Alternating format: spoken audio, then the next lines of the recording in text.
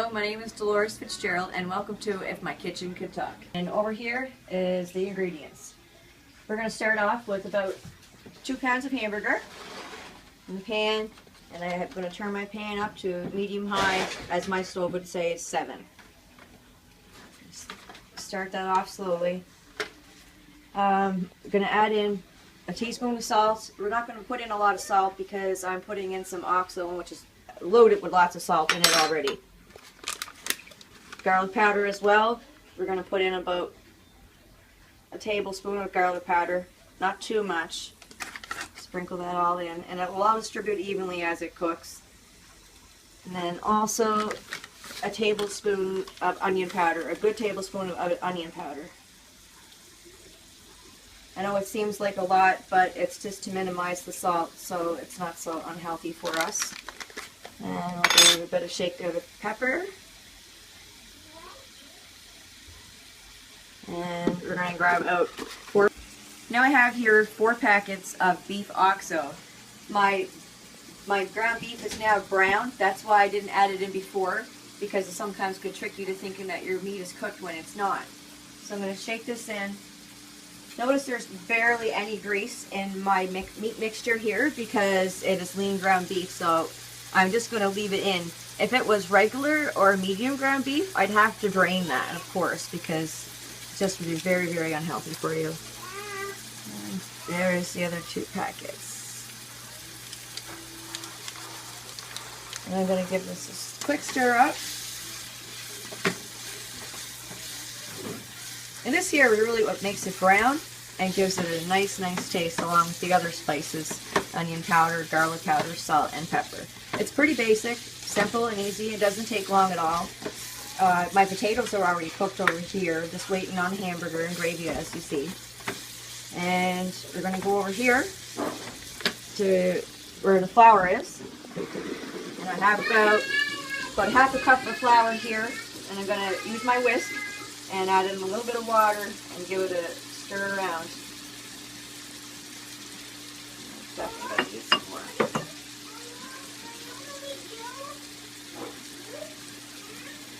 You don't want any lumps in your gravy, so it's good to give it a good whisk. Some people do this, you know, in a jar or whisk it up in a cup, or sometimes in a bowl, or many different ways to mix your gravy.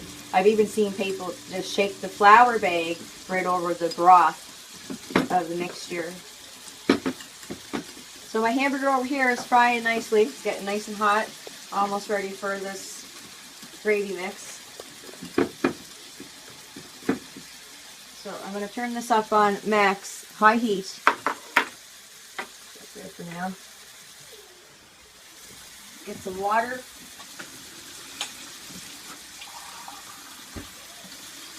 I think we probably used, let's see, about 1.5 cups of water.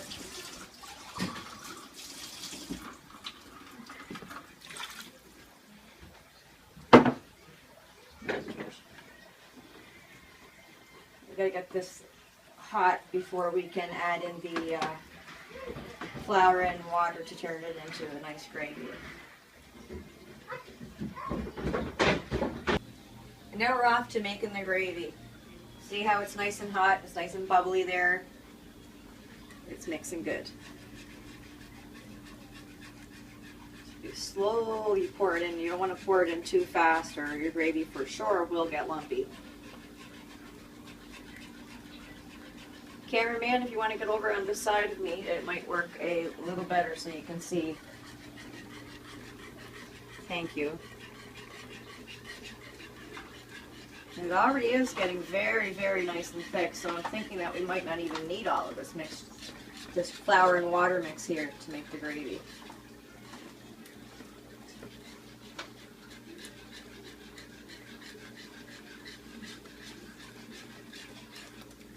That's looking really nice there.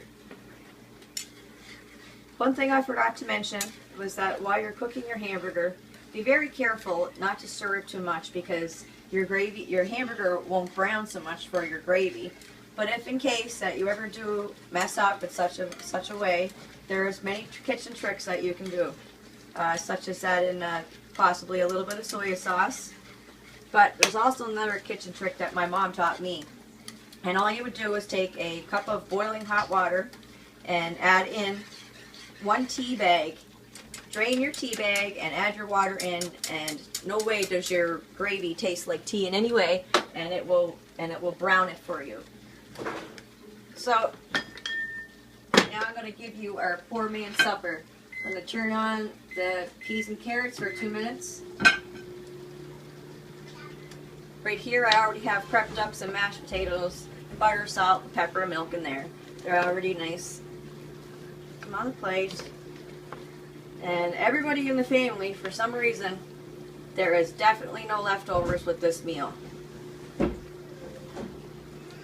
that's a nice heaping plate of potatoes there, as you can see. Quick stir.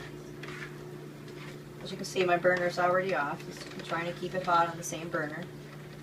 Nobody likes cold food, me especially. One of my pet peeves.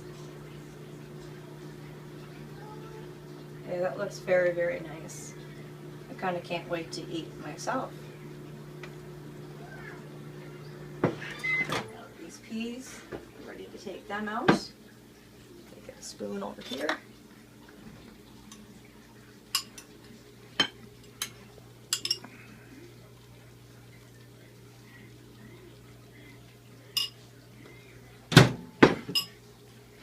And there you have your poor man's supper, if my kitchen could talk.